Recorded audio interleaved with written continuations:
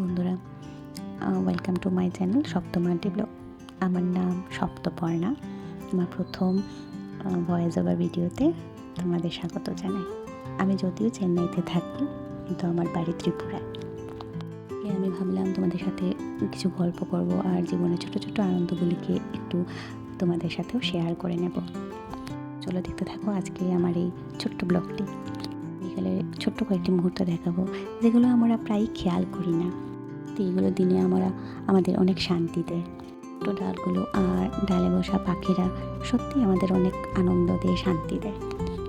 তো ভাবলাম একটু পায়েস বানাই, কিছু না, নিজের জন্যই শুধু। ভাবলাম একটু বিকেলটাকে একটু স্পেশাল করে বানাই, কারণ কিন্তু এগুলোই রিয়েল, এগুলোই অনেক আনন্দ দেয় আমাদেরকে।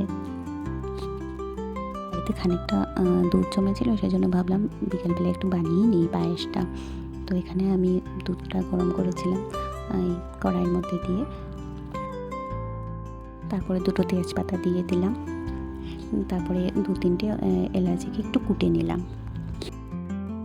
এটা একদম চটজলদি রেসিপি।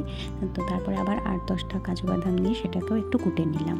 তারপরে একটা ফ্রাইং প্যানের উপর সেটাকে একটু হালকা ফ্রাই করেছি। তারপর নাড়াবার পর এটিকে পায়েসের মধ্যে আমি অ্যাড করে দিলাম।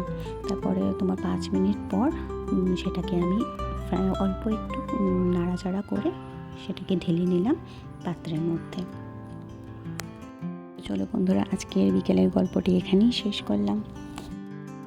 আগামী আরও ভিডিওতে দেখাবো আমি এটির ছোট্ট আনন্দ, কিছু যা আমাদের চোখে সুন্দর মনে হয়। সপ্তমাটি ব্লগের সঙ্গে ছোট্ট ছোট্ট জিনিসগুলো উপভোগ করি। ভালো লাগলে একটা লাইক করে দিও।